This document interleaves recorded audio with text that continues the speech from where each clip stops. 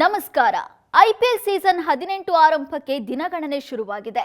ಈ ಮಧ್ಯೆ ಅನಿಲ್ ಕುಂಬ್ಳೆ ನೀಡಿರುವ ಹೇಳಿಕೆ ಎಂಎಸ್ ಧೋನಿ ಅಭಿಮಾನಿಗಳಿಗೆ ಶಾಕ್ ನೀಡಿದೆ. ಎಸ್, 2024ರಲ್ಲಿ ತಲೈವ ಐಪಿಎಲ್ಗೆ ಗುಡ್ ಬೈ ಹೇಳ್ತಾರೆ ಎನ್ನಲಾಗಿತ್ತು. ಆದರೆ 2024ರಲ್ಲಿ ಆರ್ಸಿಬಿ ನಿರ್ಣಾಯಕ ಪಂದ್ಯದಲ್ಲಿ ಸಿಎಸ್ಕೆಯನ್ನ ಸೋಲಿಸಿದ್ರಿಂದ ಕಪ್ನೊಂದಿಗೆ ವಿದಾಯ ಹೇಳುವ ಧೋನಿ ಇಚ್ಛೆ ಹಾಗೇ ಉಳಿಯಿತು. ಹಾಗಾಗಿ ಈ ಬಾರಿ ಧೋನಿ ಐಪಿಎಲ್ನಲ್ಲಿ ಆಡ್ತಾರಾ ಎನ್ನುವ ಪ್ರಶ್ನೆ ಮೂಡಿತು. ಹರಾಜು ಪ್ರಕ್ರಿಯೆಗೂ ಮುನ್ನ ಸಿಎಸ್ಕೆ ಫ್ರಾಂಚೈಸಿ ರಿಟೈನ್ ಮಾಡುವ ಆಟಗಾರರ ಪಟ್ಟಿಯನ್ನು ಸಲ್ಲಿಸುವುದಕ್ಕೆ ಅಂತಿಮ ಗಡುವು ಹತ್ತಿರ ಬಂದಿದ್ರೂ ಕೂಡ ಧೋನಿ ಅವರು ತಮ್ಮ ಲಭ್ಯತೆಯ ಬಗ್ಗೆ ಯಾವುದೇ ಸ್ಪಷ್ಟನೆ ನೀಡಿರಲಿಲ್ಲ. ಸಿಎಸ್ಕೆ ಮ್ಯಾನೇಜ್ಮೆಂಟ್ ಕೂಡ ಧೋನಿ ನಮಗಿನ್ನೂ ಏನನ್ನೂ ಹೇಳಿಲ್ಲ, ಅವರು ಸಂಪರ್ಕಕ್ಕೂ ಸಿಗ್ತಾ ಇಲ್ಲ ಅಂತ ಹೇಳಿತು. ಇನ್ನೇನು ಡೆಡ್ಲೈನ್ ಮುಗಿಯೋದಕ್ಕೆ ಒಂದು ದಿನ ಬಾಕಿ ಉಳಿದಿರುವಾಗ ಧೋನಿ ತಾವು ಆಡೋದಾಗಿ ಸ್ಪಷ್ಟಪಡಿಸಿದ್ರು. ಅಲ್ಲಿಗೆ ಸಿಎಸ್ಕೆ ಮ್ಯಾನೇಜ್ಮೆಂಟ್ ನಿಟ್ಟುಸಿರು ಬಿಟ್ಟಿತ್ತು.